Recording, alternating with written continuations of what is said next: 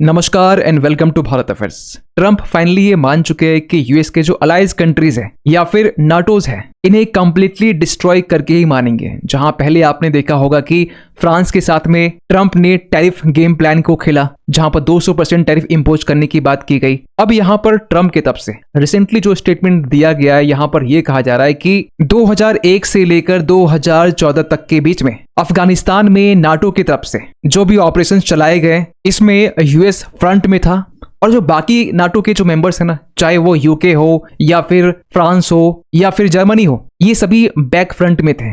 We've never needed them.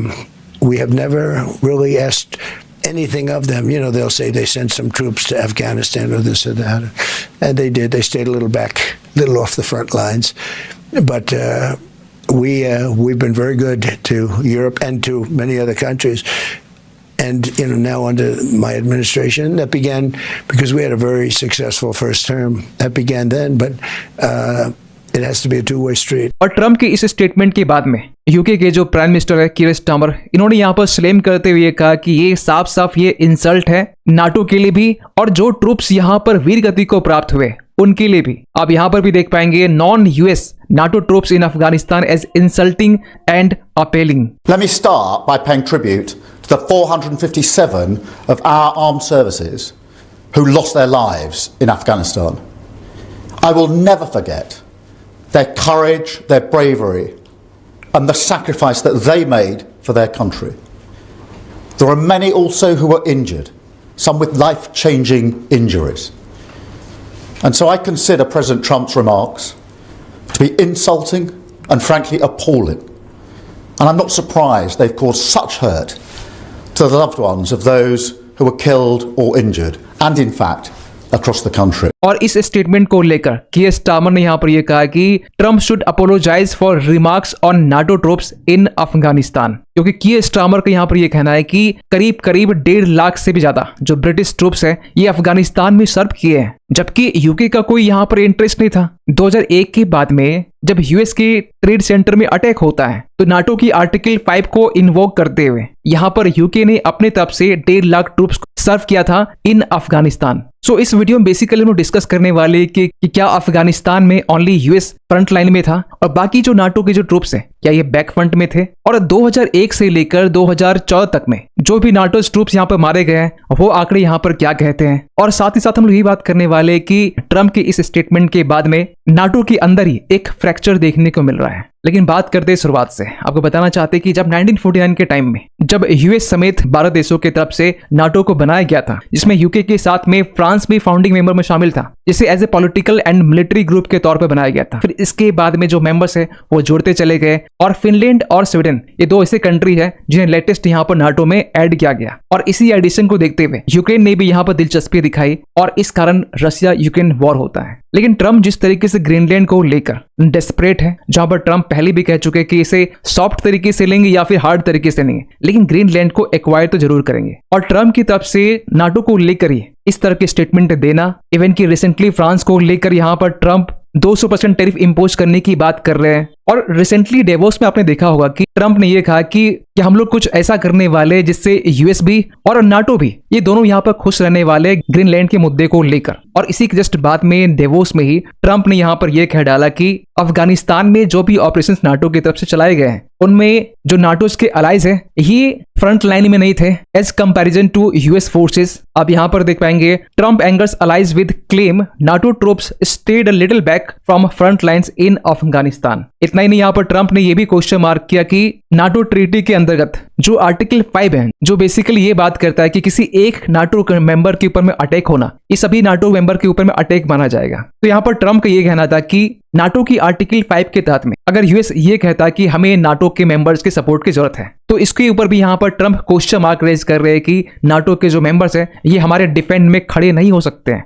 Basically यहाँ पर Trump Greenland को यहाँ पर बेस बना के बात कर रहे हैं। और ट्रंप की इसी स्टेटमेंट की रिस्पॉन्स में यूरोप के काफी सारे जो पॉलिटिशियंस हैं इन्होंने यहाँ पर ट्रंप की रिमार्क को डिसग्रेसफुल बताया, रॉन्ग बताया और इंसल्ट बताया है नाटो के सोल्जर्स का। इवन की British prime minister Keir Starmer ने यहाँ पर यह कहा कि Trump had been wrong to diminish the role of NATO troops. यहाँ तक कि यूके के ही जो कंजर्वेटिव पार्टी के लीडर हैं केमी बेडनॉक, इन्होंने साफ साफ ट्रम्प के इस रिमार्क्स को फ्लैट आउट नॉनसेंस कहा है। और ट्रम्प के इस रिमार्क्स को लेकर यहाँ पर ट्रम्प को ये कहा जा रहा है कि आप इस स्टेटमेंट को लेकर सॉरी कहे सभी नाटो मेंबर्स कंट्रीज को, यहाँ तक कि उन सोल्जर्स के फैमिलीज की तरफ से जो इस वॉर में अपनी फैमिली पर्सन्स को खोया है, इनकी तरफ से भी क्रिटिसाइज किया गया कि ट्रम्प का ये जो रिमार्क्स है ना, ये काफी ह्यूमिलिएटिंग है, ये सोल को डिस्ट्रॉय करने वाले जैसा है। और इसी को लेकर पोलैंड के ही एक फॉर्मर स्पेशल फोर्सेस कमांडर है रोमन पोल्को, इन्होंने यहाँ पर अपोलॉजी का डिमांड किया है ट्रम्प की तरफ से, क्योंकि रोमन पोल्को को यहाँ पर यह मानना है कि हमने नाटो के लिए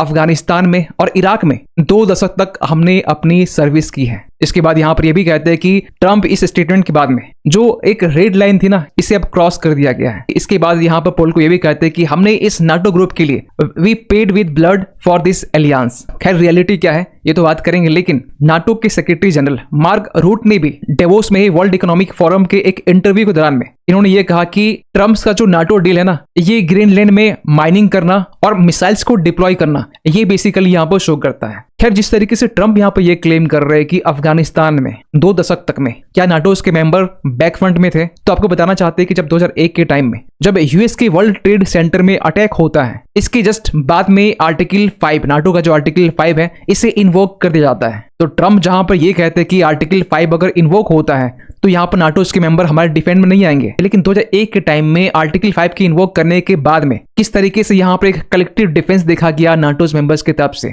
जहाँ पर यूके के साथ में फ्रांस, जर्मनी, बाकी जो नाटोस मेंबर है ये एक साथ आ चुके थे इस अटैक के अगेंस्ट में, जहां पर यूके की तरफ से ही अकेला 1.5 लाख ट्रूप्स है ये डिप्लॉय किए गए थे। हाँ ये अलग बात है कि यूएस की तरफ से जो भी ट्रूप्स यहाँ पर मारे गए वो करीब 2,500 के आसपास में थे। वहीं यूके के जो ट्रूप्स थे जिनका कोई इंटरेस्ट नहीं था वो 450 के आसपास में है, कैनेडियन 150 के आसपास में, फ्रेंच की तरफ से 90, डेनमार्क की तरफ से 44, वो डेनमार्क जिसकी जो टेरिटरी है ग्रीनलैंड, ट्रम्प जिसे कैप्चर करना चाहते हैं। आप यहाँ पर देख सकते हैं पूरी जो लिस्ट है, इवन की सिंगल डिजिट में तो नाटो के जो बाकी जो मेंबर्स हैं जैसे एस्टोनिया, नॉर्वे, नीदरलैंड, चेक रिपब्लिक, रोमानिया, ये लोग भी इस कॉम्बैट ऑपरेशंस में सफर किए थे, जिसमें अफगानिस्तान के काबुल से लेकर वहां के जो मजार शरीफ जो कि नॉर्थ में है, हेरात से लेकर कंधार, हेलमंद, यहाँ पर नाटो की तरफ से काफी ऑपरेशंस यहाँ पर चलाए गए। और दिसंबर 2014 के टाइम में नाटो की तरफ से जब फॉर्मली इस कॉम्बैट मिशंस को एंड किया गया, इसके बाद भी नाटो की तरफ से 13,000 स्ट्रॉन्ग फोर्सेस को यहाँ पर रखा गया था ताकि जो अफगान फोर्सेस है इसे यहाँ पर ट्रेन किया जा सके। इसमें यूके के साथ में फ्रांस, जर्मनी, इनके ट्रूप्स शामिल थे।